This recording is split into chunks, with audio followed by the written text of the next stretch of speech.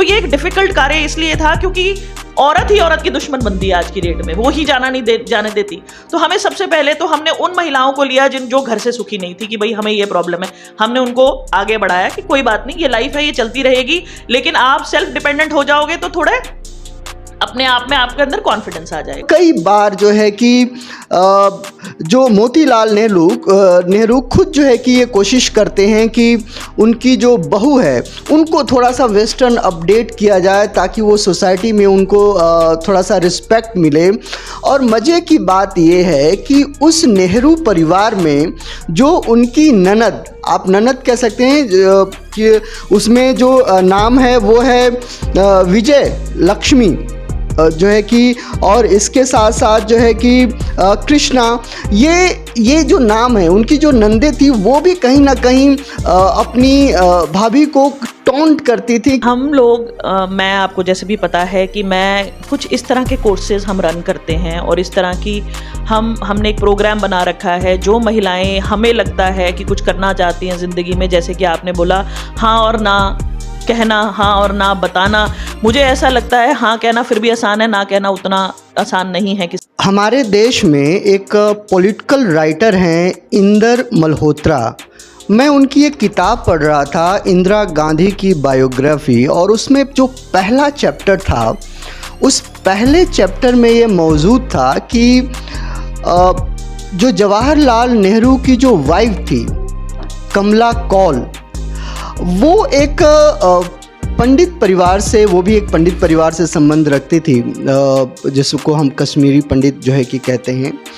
और अगर वेल्थ के मामले में देखा जाए तो नेहरू परिवार से वो कम नहीं थी, लेकिन फिर भी नेहरू परिवार, जो मोतीलाल जो है कि नेहरू और ये जो पूरा परिवार था वो एक वेस्टर्न परिवार था। और उस वेस्टर्न परिवार में जो है कि कमला कौल एक ऑर्थोडॉक्स, एक रूढ़िवादी पर्सनालिटी के साथ वो उनकी पहचान थी। और कई बार जो है कि जो मोतीलाल नेहरू खुद जो है कि ये कोशिश करते हैं कि उनकी जो बहू है उनको थोड़ा सा वेस्टर्न अपडेट किया जाए ताकि वो सोसाइटी में उनको थोड़ा सा रिस्पेक्ट मिले। और मज़े की बात ये है कि उस नेहरू परिवार में जो उनकी ननद, आप ननद कह सकते हैं, कि उसमें जो नाम है वो है विजय लक्ष्मी जो है कि, और इसके साथ साथ जो है कि कृष्णा, ये जो नाम है, उनकी जो नंदे थी वो भी कहीं ना कहीं अपनी भाभी को टॉन्ट करती थी कि उनको जो है कि थोड़ा सा अपडेट होना जो है कि चाहिए था। लेकिन फिर भी कमला कौल अपने आप को अपडेट नहीं करती हैं और दुर्भाग्यवश वो 37-38 वर्ष की उम्र में ही एक बीमारी के चलते उनका देहांत हो जाता है। और उसके बाद इंदिरा गांधी इंट्रोवर्ट हो जाती हैं और आप देखेंगे कि राजनीति के शुरुआती दौर में उनको गूंगी गुड़िया भी कहा जाता था। और उसके बाद जो भी है वो आपको पता है। ये बात मैं आपको क्यों बता रहा हूँ, क्योंकि महिलाओं के अपने पर्सनालिटी, अपने आत्मविश्वास और उससे प्रभावित होता हुआ उनका जीवन को लेकर आज मैं बात करने जा रहा हूँ। हमारे साथ हैं मिसेस बेनू राव, जो कि एक जो है कि प्रोमिनेंट लेडी हैं, और ये चर्चा हम आज इनके साथ करने वाले हैं। अगर मैं इनके बारे में बताऊं तो ये एक सोशल एक्टिविटिस्ट हैं, ये एक पॉलिटिकल एक्टिविटिस्ट हैं, इन्होंने चुनाव भी लड़ा हुआ है, और इसके साथ साथ वो इनर व्हील क्लब को जो है कि यहाँ पे पंचकुला ट्राई सिटी में रन करती हैं। इनका अपना क्लब फ्रेंड्स क्लब भी है जिसमें वो महिलाओं को एम्पावर करती हैं। तो ये सारी चर्चाएं हम इनके साथ करने जा रही हैं। तो बेनू राव जी, आपका बहुत बहुत स्वागत है लोकमंच। धन्यवाद जी, बहुत बहुत धन्यवाद मुझे बुलाने के लिए और मुझे इतना सम्मान देने के लिए, ताकि आपके माध्यम से मैं उन महिलाओं के पास पहुंच सकूं और उनको कुछ ज्ञान ऐसा दे सकूं जो उनके आगे काम आए। धन्यवाद।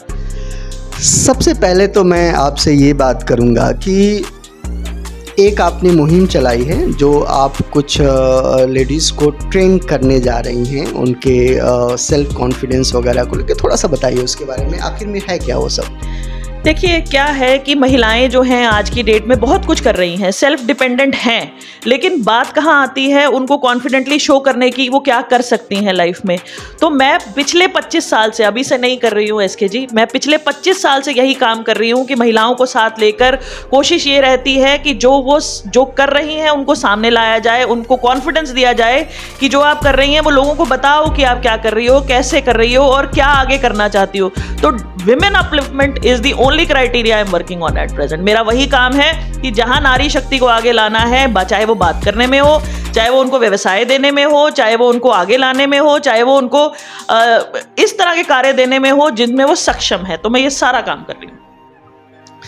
आपने महिलाओं के बीच में रह के काम किया है और मैं ये जानना चाहूँगा कि इस पूरे संदर्भ को लेकर सेल्फ जो है कि कॉन्फिडेंस, बात करने के तरीके कितना फ़र्क पड़ता है?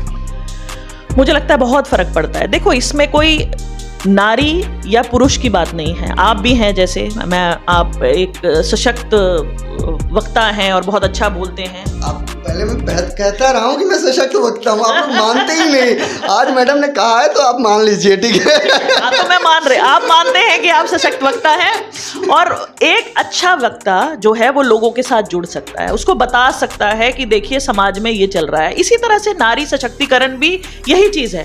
हम नारियों को, अगर आप बात करें, हम एक पुरुष प्रधान देश में रहते हैं, इसमें कोई दो राय नहीं है। अभी भी अगर आप ये कहें कि बहुत सारे चेंजेस आए हैं, तो आए हैं चेंजेस, हाँ नारियां बाहर आ गई हैं और बहुत सारी नौकरियां करने लग गई हैं, बहुत सारा व्यवसाय उन्होंने चूज कर लिया है। लेकिन at the end of the day हम एक ऐसे अफेयर्स में रहते हैं या ऐसे समाज में रहते हैं जहां पुरुष का आपको पुश करना बहुत ज़रूरी है। तो सबसे पहले तो पुरुष प्रधान देश में आप जैसे पुरुषों की ज़रूरत है, भाइयों की ज़रूरत है, बहनों की को पुश करने के लिए। दूसरी चीज़, आपकी फैमिली, आपकी जो मदर हैं, आपकी जो सास हैं, आपके जो घर में महिलाएं हैं, उनको भी हमें देखना है कि वो पुश करती हैं या नहीं। तो ये एक डिफ़िकल्ट कार्य इसलिए था क्योंकि औरत ही औरत की दुश्मन बनती है आज की डेट में, वो ही जाने देती। तो हमें सबसे पहले तो हमने उन महिलाओं को लिया जो घर से सुखी नहीं थी कि भाई हमें ये प्रॉब्लम है, हमने उनको आगे बढ़ाया कि कोई बात नहीं, ये लाइफ है, ये चलती रहेगी, लेकिन आप सेल्फ डिपेंडेंट हो जाओगे तो थोड़े अपने आप में आपके अंदर कॉन्फिडेंस आ जाएगा। तो इस तरह से हमने शुरू किया, थोड़ा प्रयास, थोड़ी लोगों को हमने कॉन्फिडेंस दिया कि आप अगर सिलाई कढ़ाई करती हैं तो आप इसका स्टॉल लगा सकती हैं या आप इसको बेच सकती हैं, आपका व्यवसाय भी हो जाएगा, आपका मन भी लगा रहेगा, आप ये नहीं कहेंगी मैं हाउस वाइफ हूँ, सिर्फ खाना बनाते रह जाती हूँ। तो ये सारी चीज़ें जो हैं बहुत डिफ़िकल्ट रही हैं मेरे लिए, खुद के लिए भी और लोगों के लिए भी, कि घर घर जाके उनको बोलना। तो यहाँ से शुरुआत की थी एक छोटे से कमरे से, जहाँ हमने लोगों को, औरतों को सशक्त करने की कोशिश करी। और आज मेरे साथ नाना करते भी 400-500 औरतें जुड़ी हैं जिनको हम रोज़, मुझे नहीं लगता कि कोई भी दिन ऐसा जाता है जहाँ 10-15 फ़ोन नहीं आते कि राव मैम यहाँ अटक गए हैं, आप बताओ व्हाट नेक्स्ट। सो ये सारी चीज़ें हैं, खुशी मिलती है, इसलिए कर रही हूँ इसके। और आगे भी चाहूँगी कि जितना हमें आज की डेट में विकास मिला है, क्योंकि मैं मोदी जी इसलिए नाम ले रही हूँ क्योंकि मैं बहुत मानती हूँ उनको कि उन्होंने एक महिला को आगे लाने में बहुत सारा उनका प्रयास है। आज जो नीतियाँ उन्होंने बनाई हैं या जो रिजर्वेशन वो महिलाओं को दे रहे हैं, वो एक मोटिवेशन है महिलाओं के लिए। कहाँ पॉलिटिक्स में इतनी महिलाएं थी, अब आप देखिए, आप मौका दीजिए, किसी को भी आगे आने का मौका दीजिए। जो सशक्त महिला है वो पक्का आपको करके दिखाएगी, रिजल्ट्स भी ला के दिखाएगी, आपको वो भी देगी जो समाज के निर्माण के लिए ज़रूरी है। आप अपनी मेहनत, अपनी नॉलेज, सो कोई भी चीज़ में महिला कम तो है नहीं है इसके। तो शायद ये विनू जी ये कहना चाह रही हैं कि आप इनको मौका दें आने वाले विधानसभा चुनाव में, मोदी और जो है कि यहाँ की जो भी व्यवस्था है वो इनको महिलाएं बहुत हैं और मैं भी उनमें से एक हूँ, तो व्हाई नॉट। देखिए हर चीज़ का मैं ये तो नहीं कहती कि वक्त हर चीज़ का है, तो जब वक्त आएगा जो भगवान कराएगा ज़रूर करेंगे, बिल्कुल। एक महिला के तौर पर जो कॉन्फिडेंस है, आप देखेंगी कि जो महिलाएं हैं ख़ास तौर से एक बहुत बड़ा वर्ग है जो अपनी चाहत को प्रेजेंट नहीं कर पाती, अपनी नाराज़गी को नहीं प्रेजेंट कर पाती, अपनी खुशी को नहीं प्रेजेंट कर पाती। और ये समाज हमारे देश में ये मौजूद है। उस तरीके की महिलाओं को लेकर आप क्या कहना चाहेंगी? और जब मैं ये बात कह रहा हूँ तो इस बात के पीछे घरों में और ये पढ़ी लिखी महिलाओं का भी सवाल है, बड़े सभ्य समाज में रहने वाली महिलाओं का भी सवाल है कि वो अपनी हाँ और ना को एक व्यक्ति के तौर पे प्रेजेंट नहीं कर पाती। ऐसी महिलाओं के लिए आप क्या कहना चाहेंगी? कैसे वो चीज़ को कहें?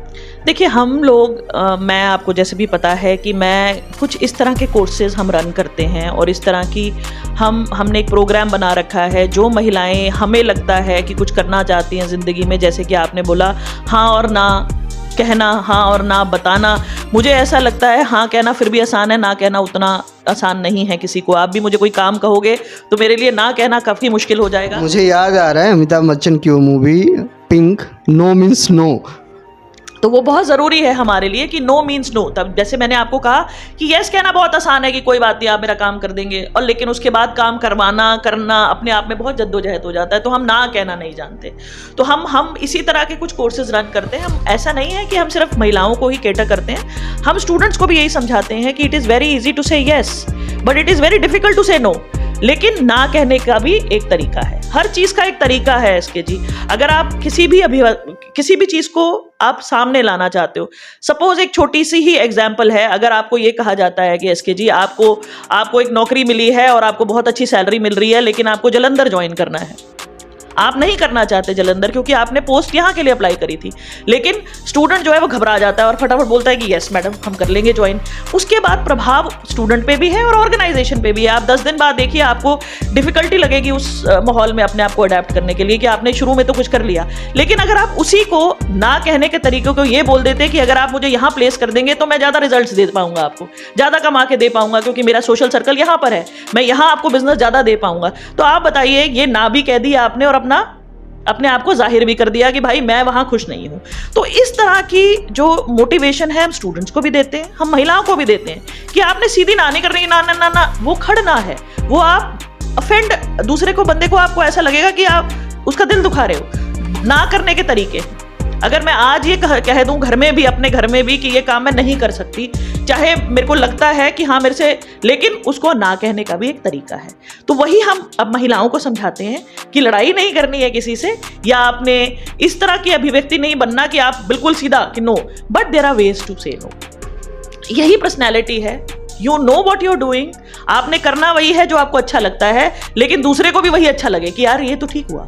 सो this is what we are planning and this is what I plan for the ladies कि जो करो बढ़िया करो, अपने मन की करो, लेकिन दूसरे को भी उतना ही खुश रखो, क्योंकि अगर समाज आपसे खुश नहीं होगा तो आप आगे बढ़ ही नहीं सकते। अभिव्यक्ति की आज़ादी को लेके और अभिव्यक्ति की आज़ादी के कॉन्फिडेंस को लेके, ये जो दो चीज़ें हैं उसको लेकर बीइंग अ हाउसवाइफ और बीइंग अ वर्किंग वुमेन किस तरह की परेशानियां क्रिएट होती हैं?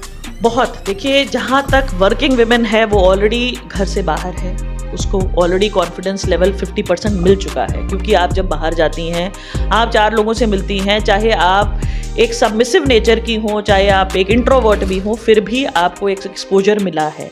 लेकिन जो हाउसवाइफ हैं, जैसे कि आज भी मैं किसी से मिली हूँ, सुबह मैं किसी के घर गई थी, तो मुझे बड़ा ताजुब हुआ जब मैंने उनसे ये बात करी। तो वो बोलती हैं कि मेरी पूरी रिस्पॉन्सिबिलिटीज़ ख़त्म है, लेकिन अब मुझ में कॉन्फिडेंस ही नहीं रहा कि मैं बाहर जाकर लोगों से मिलूँ। सो ये दयनीय है कि अगर आप घर में बैठे हैं और आपको सारा काम आता है, लेकिन आपके अंदर कॉन्फिडेंस नहीं है। तो मैंने उनको सिर्फ 2 ही चीज़ कही कि मैडम आप हमारा क्लब ज्वाइन कर लो। क्लब में क्या करते हैं हम लोग, हम एक सोशल एक्टिविटीज़ करते हैं। कुछ ज़्यादा आपको ऐसा नहीं है कि हम आपको बहुत कहते हैं कि जी आज आपने नौकरी करनी है, आपको तनख्वाह देंगे। नहीं, हम ये कहते हैं कि आप मिलो जुलो, आप एक दूसरे से मिलो, एक दूसरे की पॉजिटिविटी गेन करो। जो आपके अंदर नेगेटिविटी है वो अगर आप अगर एक दोस्त दूसरे दोस्त को कुछ बताता है कि मैं यहाँ इतना परेशान हूँ, तो एक सबलेट है वो, आप एक अपनी जो भावनाएं हैं वो बाहर निकाल रहे हैं। सो ये छोटे से क्लब्स, आपको ये छोटे छोटे क्लब्स हैं, NGOs हैं, और बहुत काम कर रही हैं ये इस चीज़ के लिए। तो मैं यही मानूंगी कि अगर आप नॉन वर्किंग हैं तो आप किसी ना किसी ऑर्गेनाइजेशन से ज़रूर जुड़ें। वो एक ऐसा नहीं है कि वो कोई आपको काम करवा लेंगी, आपको सुबह से शाम तक रखेंगी। आप महीने में 1 दिन जाइए, वहाँ पर आपको कॉन्फिडेंस लेवल 100% मिलेगा। नहीं तो मैं हूँ, मैं सब आपके माध्यम से खुलेआम बोल रही हूँ जनता को, औरतों को, किसी को किसी भी तरह की मदद चाहिए, पंचकुला है, हरियाणा है, इंडिया है या अब्रॉड है, मैं बैठी हूँ। आप I am just a phone call away. और मैं, आप मानोगे नहीं, 90% काउंसलिंग मैं फ़ोन पे करती हूँ। आज मेरे इसमें लड़ाई है, या आज मुझे ये प्रॉब्लम हो गई, या आज मेरे जॉब में सेटिस्फैक्शन नहीं है। तो ये छोटी छोटी चीज़ें हैं जो महिलाएं फेस करती हैं, क्योंकि घर में बहुत ज़्यादा सपोर्टिव नहीं है। आप भी कल को अगर आपकी बीवी आपको ये कहेगी कि आप खाना बना दीजिए, तो आप 2 बार सोच के ही काम करेंगे। 1 बार कर देंगे, फिर आप ये कहेंगे कि रोज रोज तूने तो ये मैं तो कहता हूँ कि मुझे भूख नहीं है, मैं चला जाता हूँ, देख लेना। देखिए वही तो बात है ना। तो मतलब आपकी भूख भी मर गई और महिला को भी कह दिया कि भाई तूने जो खाना है खा ले, है ना। तो चलिए, वही मतलब ये पुरुष प्रधान देश है जी। आप मान ही रहे हैं कि ये पुरुष प्रधान देश है। तो अगर पुरुष ने खाना नहीं खाना तो औरत अपना देखे। तो ये एसके साहब ने मुझे साफ साफ बता दिया है कि मैं तो भाई कह देता हूँ कि आज मैं खाना बाहर ही खा लूंगा, या मुझे भूख ही नहीं है। नहीं, मुझे भूख नहीं है। जी, तो अब सवाल थोड़ा सा पॉलिटिकल हो जाए। चुनाव लड़ी थी आप? जी बिल्कुल लड़ी थी, 2020 में। कैसा अनुभव रहा? बहुत अच्छा। देखिए, शुरुआत बहुत अच्छी। मुझे उम्मीद से ज़्यादा प्यार मिला लोगों का, क्योंकि जब आप पहला चुनाव लड़ते हैं तो बहुत सारी चीज़ें आप सीखते हैं। तो ये मेरा सीखने का चुनाव था। तो मैंने ये सोच के लड़ा कि भाई, बहुत लोगों ने मुझे बोला भी कि आप इंडिपेंडेंट लड़ रही हैं, आपके साथ कोई पार्टी सिंबल नहीं है, लेकिन फिर भी मुझे ऐसा लगा कि मेरे साथ जनता है। और believe me, I am very satisfied कि जो भी मैंने डिसीजन लिया उस समय, आज मैं जहाँ जितने लोगों से जुड़ी हूँ, उस चुनाव की वजह से मेरी लोकप्रियता और प्यार दोनों बहुत बड़े हैं। क्योंकि यहाँ से जब आप एमसी की बात करते हैं कि मैंने इंडिपेंडेंट 600 लोगों ने मुझे वोट दी बिना पार्टी सिंबल के, और 600 वोट का मतलब है कि वो 600 परिवार, चाहे मैं आज भी उनसे बैंक अप करूं, क्योंकि मैंने काम भी उसके बाद किए, चाहे जो भी कमिटमेंट मैंने करी कि हम आपके घर में, आज भी लोग मुझे यही सोचते हैं कि मैं यहाँ की एमसी हूँ कि भैया मेरे घर पानी नहीं आ रहा, या मेरी रोड साफ़ नहीं है, या आज कूड़े वाला नहीं आया। देखो, एमसी का काम यही है। सो अगर as a social welfare person मैं कोशिश यही करती हूँ कि जितना भी सोशली, आज भी पार्टी ना पार्टी की बात नहीं है, मैं इतनी सशक्त सोशल वर्कर हूँ कि अगर मेरे को कहीं खड्डा नज़र आता है तो मैं वीडियो खुद डालती हूँ कि आपको एमसी आप बनाया गया है इस एरिया का, तो आप ये काम करिए, जो कि ये मेरी ड्यूटी नहीं है, समाज के लिए है, तो ये कर रहे हैं। बीइंग मैन, मैं एक अलग तरीके से वुमेन को जज कर सकता हूँ, गलत या सही मैं कह सकता हूँ, बट बीइंग अ वुमेन, मैं जब चुनाव यात्रा को लेकर पंजाब यूनिवर्सिटी में कुछ छात्रों से बात कर रहा था, तो उसमें जब मैं गर्ल्स के पास जब माइक लेके जाता था, तो वो जैसे वो फोबिया एक टाइप का, या अपनी बात को ना कहने का, जो कि उनके पास कोई व्यू नहीं है, कोई बात नहीं है कहने के लिए, कोई विचार नहीं है, और वो भी यूनिवर्सिटी में पढ़ने वाली छात्राओं का कोई विचार ना हो, कुछ कहने के लिए कुछ नहीं हो। कैसे देखती हैं आप इसको? देखिए, मैं हमेशा से यही कहती आई हूँ कि अपना दिमाग खोलिए। Knowledge is the biggest weapon, आज की डेट में भी और पहले भी। जितने भी सरकारें बनी, सरकारें लूटी, सरकारें आगे आई, देश लूटे, वो इसीलिए 2 ही कारण थे उनके, 2 ही कारण थे। एक थे जयचंद, आपके कई ऐसे लोग जो आपके साथ थे, साथ होते हुए भी साथ नहीं थे। दूसरी चीज़ नॉलेज। जब तक आपको एक एरिया की नॉलेज नहीं है, आप किसी भी एरिया में आगे नहीं बढ़ सकती। अब जब हम बात करते हैं महिलाओं की, या हम बात करते हैं स्टूडेंट्स की, मैं अपने बच्चों को भी यही कहती हूँ, अपने बच्चों को भी, कि भाई आप फर्स्ट आओ ना आओ, उसमें मैटर नहीं करता कि आप एकेडमिकली कितने अच्छे हो। हम अपने घर में यही संस्कार अपने बच्चों को देते हैं कि भाई ऐसा है, नॉलेज लो, हर चीज़ की नॉलेज लो। अगर आप कल को ये बोलो कि आप इसलिए आगे आ गए क्योंकि आपने बहुत सारी पढ़ाई करी थी या आप फर्स्ट आए हो, गलत।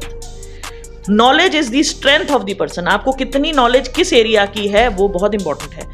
न्यूज़पेपर उठाइए, आप जैसे लोगों से मिलिए, यूट्यूब चैनल्स देखिए, लेकिन कोई इन्फॉर्मेशन चैनल देखिए। ऐसा नहीं है कि आपने पिक्चर देख ली और बोल दिया कि 2 घंटे जी मैंने बहुत इन्फॉर्मेशन किया है। वो भी ज़रूरी है, वो मैं मना नहीं कर रही हूँ, लेकिन मुझे ऐसा लगता है कि मुझ में इतना चेंज आया है। मैं आपको अपनी ही बात बताती हूँ कि मैं भी जब कॉलेज में थी तो शायद हम भी इतने ही सीधे और हमारे को ज़्यादा नॉलेज इतनी नहीं थी, बट जब मैं इस परिवार से जुड़ी, अपने इन लॉज से जुड़ी, तो मेरे जो सारा परिवार है वो एजुकेशन में है। मेरे हस्बैंड जो है वो बहुत एजुकेटिव है, तो उन्होंने मुझे पहली चीज़ यही कही कि बहुत कुछ है दुनिया में, लेकिन आपको एक ही चीज़ करनी है, gain as much knowledge as you can. आज की डेट में भी मैं ये कह सकती हूँ कि जितनी नॉलेज हमारे घर में है शायद पूरे हरियाणा में ना हो। मेरे खुद के फादर इन लॉ एक राइटर हैं जो हरियाणा पे लिखते हैं, ऐसी ऐसी चीज़ें लिखते हैं, ऐसा चीज़ें उनको पता है, तो हम भी नॉलेज गेन कर रहे हैं। अब हमारे बच्चे हैं, जेनेटिकली स्ट्रांग हैं। दूसरी चीज़ हम उनको देते आए हैं कि भाई ऐसा है, ये ज़रूरी है। आज भी आप मानोगे इसके, मैं कभी भी उनसे ये नहीं पूछती कि कितने नंबर आए। No, whenever we sit on the dining table discussion we always talk about कि क्या चल रहा है समाज में, क्या चल रहा है, क्या चेंजेस आए हैं, क्या आप सोचते हो इस बारे में। तो मैं, जितनी भी जनता मुझे देख रही है, और लड़कियां, लड़के, यंगस्टर्स, आप प्लीज उस दायरे से बाहर निकलकर सोचिए। समाज, आज की डेट में भी हमें नौकरियां चाहिए। आप कभी भी ये नहीं सोचते कि भाई मैं अपना कोई व्यवसाय कर लूँ, सेल्फ डिपेंडेंट हो लूँ। आप कहते हो सरकारें नौकरी नहीं देती, लेकिन मैं ये कहती हूँ कि सरकारें नौकरी कितनी जनरेट करेंगी, पॉपुलेशन देखिए ना कितनी है, लेकिन आप अपने आप से नहीं सोचते। हमारे पास एक आदमी आता है जो ये कहता है जी हमें इंटरव्यू की तैयारी कर दो और मुझे 10,000 रुपये में मिल जाए तो चलेंगे, और मैं उसको ये कहती हूँ कि आप अपना कुछ कर लो। नहीं नहीं मैम, बहुत रिस्की है। तो आप दूसरे के लिए काम करने के लिए तैयार हैं, लेकिन आप रिस्क लेने के लिए तैयार नहीं। एक चीज़ और भी है कि मैं जो बात कर रहा था अभी दिमाग में था, निकल गया। चलिए, एनीवे, जो है कि आपको क्या लगता है, पॉलिटिकली आप 5-6 महीने से आप बीजेपी में अभी शामिल हुई हैं, नहीं, तो एक ऐसी पार्टी जो स्वयंसेवकों द्वारा चलाई जाती है, और स्वयंसेवकों का एक अपना लाइफ स्टाइल है कि वो घर छोड़ देते हैं और वो जो है कि देश की सेवा के लिए वो अलग अलग अकेले ही रहते हैं। तो ऐसी पार्टी जिसका प्रतिनिधित्व ऐसे लोग करते हैं जो परिवार में खुद महिलाओं के साथ नहीं रहते, ऐसी पार्टी में महिलाओं के प्रति उनका रवैया कैसा लगा आपको? पहले तो ये बता दूं, ये सारे लोग ऐसे नहीं हैं। हम समाज में रहते हैं, सो हर तरह के लोग हर तरह की पार्टी में होते हैं। मोदी और खट्टर की बात कर रहा हूं। बिल्कुल, मोदी जी हैं, खट्टर जी हैं, ऐसे तो योगी जी हैं। आपने बिल्कुल ठीक बोला है, बट मुझे लगता है वही औरत को आगे लाने में सक्षम हैं। अच्छा हाँ, एक सवाल मैं और भी जोड़ दूं साथ में। पुरुष का ये मानना है कि महिलाओं को साथ अगर हम रखें तो हम जो करना चाह रहे हैं या जो हम अचीव करना चाह रहे हैं उसमें बाधा है, और उस अचीव करने में कहीं ना कहीं 50% महिलाओं की वोट की भी ज़रूरत पड़ती है। इस दृष्टिकोण को आप कैसे? देखिए, जो हमारा सामाजिक सिस्टम है वो ऐसे ही चलता है, जैसे कि आपने कहा कि वोट तो महिला दे दे लेकिन आगे महिला ना आए। ये बड़ा मतलब विडंबना है इस देश की कि आप अभी क्या कर रहे हैं कि आप घर घर जाके ये बोल रहे हैं कि हमारी नारी शक्ति आगे आए और हमें वोट दीजिए। लेकिन मोदी जी के आने के बाद, मैं आपको सिर्फ मोदी जी की बात आपने छेड़ी थी इससे पहले कि भाई वो मतलब एक परिवार वाले नहीं हैं तो वो परिवार का सिस्टम क्या समझेंगे, तो मैं आपको सिर्फ उन्हीं की ही बात बता रही हूँ कि वही एक ऐसे नेता हैं जो नारी शक्ति को आगे लाए, ये सोचकर कि एक पारिवारिक दृष्टिकोण से अपना फर्ज नारी बहुत अच्छी तरह निभाती है और वो करती भी है। और अगर नारी एक घर को चला सकती है, एक कुंबे को चला सकती है, तो आगे वो देश को भी चला सकती है। तो इसमें कोई दो राय नहीं है। आज कोई भी फील्ड ऐसी नहीं है जहां नारी सफल नहीं है। ये आप चाहे किसी भी न्यूज़पेपर उठा लीजिए या कोई आप यूट्यूब देख लीजिए या गूगल सर्च कर लीजिए कि नारी जहां है वहां सशक्तिकरण के साथ साथ, देश के सशक्तिकरण की बात कर रही हूँ, साथ साथ देश को आगे ले जाने में नारी शक्ति का बहुत बड़ा हाथ है। तो मोदी जी ने ही ये प्लेटफॉर्म दिया है क्योंकि उनको पता है कि किस तरह का सिस्टम है। और दूसरे हैं वो लोग जो ये सोचते हैं कि सिर्फ नारी का वोट ही काफ़ी है। तो आज की डेट में ये सिनेरियो बदल चुका है। तो मैं लोगों से भी यही चाहूँगी और सारी महिलाओं से भी ये अनुरोध करूँगी, आगे आएँ, आगे बढ़ें, कैपेबल हैं तो आगे ज़रूर जाएंगे। सवाल जो इससे पहले मेरे दिमाग में था अब दोबारा आ गया है कि जो समाज देखता है, और ख़ास तौर से पुरुष की अगर मैं बात कर लूँ कि एटीट्यूड जो है कि आपकी चाहे वो वाइफ हों चाहे वो आपकी सिस्टर हों, और हमें लगता है कि उनको अच्छा कपड़ा मिल रहा है, उनको एक अच्छा घर मिल रहा है, शॉपिंग करने के लिए पैसे हैं, शरीर पे गहने हैं, ये सबसे बड़ी ज़रूरत अगर मैं पूरा कर रहा हूँ तो जिसका पूरा हो रहा है ये उसकी ज़रूरत है, और मैं सबसे जो है कि ग्रेट हूँ कि मैं उस सारी चीज़ों को पूरा कर पा रहा हूँ। क्या हमारे समाज में औरतों की ये ज़रूरत है? देखिए, जहाँ तक जेंडर की बात है, चाहे वो आदमी हो चाहे वो औरत हो, मुझे ऐसा लगता है कि ये एक बेसिक नेसेसिटीज़ हैं जो सबके लिए चाहिए, जो कि आपने बोला, एक कपड़ा, एक अच्छा रहना, लाइफस्टाइल और इंडिपेंडेंट घर या बच्चे, ये एक हमारे रहने का या भारत का एक फैमिली सिस्टम है जो चलता आया है। लेकिन दोनों इंसानों को क्या चाहिए? Self recognition. मैं ये नहीं कहती कि सेल्फ रिकग्निशन सिर्फ बाहर नौकरी करने से मिलता है। आप जैसे पुरुष प्रधान देश में अगर पुरुष आके यही कह दे घर आके कि भाई तूने बहुत काम किया आज, देख तू मेरा घर संभाल रही है, तू मेरा घर संभाल रही है, तू मेरे बच्चे संभाल रही है, उसी में औरत खुश हो जाती है। ऐसा नहीं है कि औरत नौकरी करके ही खुश होती है। बड़ा एक सिंपल सा फंडा है लाइफ का कि आप एक दूसरे को रिस्पेक्ट दीजिए। आज की डेट में चाहे औरत नौकरी करे ना करे, काम बहुत हैं, आपको ये मानना ही पड़ेगा। तो अगर आप ये सोचते हैं या मर्द ये सोचता है कि मैं कपड़ा गहना, उसके साथ साथ इन सब चीज़ों के साथ साथ एक महिला को और एक पुरुष को, दोनों को किसकी ज़रूरत है? एक सेल्फ रिस्पेक्ट की, एक प्यार की, और एक ऐसा जोन जहां वो खुश रह सके। सो अगर आप ये दे रहे हो, चाहे पुरुष नौकरी करे ना करे, औरत नौकरी करे ना करे, लेकिन इन दोनों बैलेंस में वो खुश रहनी चाहिए, रहना चाहिए। तो अगर कल को हम ये कहें, मैंने आज भी कितनी फैमिलीज देखती हूँ जिसमें आदमी काम नहीं कर रहा है, औरत काम कर रही है, लेकिन वहां भी खुशी है। क्यों? क्योंकि औरत उतनी ही रिस्पेक्ट अपने आदमी को देती है, चाहे वो अर्निंग है या नॉन अर्निंग है, वो खुश रहता है इसलिए क्योंकि उसको रिस्पेक्ट मिलती है। तो कोई भी हो, पुरुष हो या महिला हो, मेरा ये मानना है इसके, रिस्पेक्ट इज द फर्स्ट की होल्ड टू सक्सेस। तो अगर आप रिस्पेक्ट देंगे एक दूसरे को, चाहे आप गहना ना दें, कपड़ा ना उसको बहुत सुंदर दें या साड़ी ना रोज लाके दें, लेकिन उसको रिस्पेक्ट दें और प्यार के 2 शब्द बोल दें, औरत खुश हो जाती है। तो ये थी बेनू राव और महिला सशक्तिकरण के बारे में जो हमने बात की। इस चर्चा को लेकर हम आगे भी बात करेंगे। इस वीडियो के डिस्क्रिप्शन में जो है कि इनके एकेडमी का ईमेल आईडी और मोबाइल नंबर मैं मेंशन कर दूंगा। आपको किसी भी तरीके की असिस्टेंस की ज़रूरत पड़ेगी तो आप जो है कि उनसे ले लीजिएगा। और क्योंकि मैं बात महिला सशक्तिकरण कर रहा हूँ, तो अगर कोई भी महिला अगर इस वीडियो को देख रही होगी तो मेरे भी चैनल को सब्सक्राइब कर लीजिएगा। एक चीज़ और, अगर आप मुझे टाइम दें, आने वाले सोमवार को हम एक पीर मुशल्ला में एक सेमिनार कर रहे हैं, फ्री ऑफ कॉस्ट है ये लेडीज़ के लिए। तो अगर आप मेरे फेसबुक पेज पे जाएंगे बेनू राव के नाम पे, तो उसमें मेंशन है, कोई भी महिला आना चाहे, ये फ्री ऑफ कॉस्ट है। एक सुबह 11 बजे है और एक शाम को 6 बजे है। सो ये फ्री ऑफ कॉस्ट है उन महिलाओं के लिए जो कॉन्फिडेंस लाना चाहती हैं। ये पीर मुशल्ला और 20 सेक्टर की महिलाओं के लिए है। तो आप ज़्यादा से ज़्यादा अगर आप आएंगी तो बहुत बढ़िया है।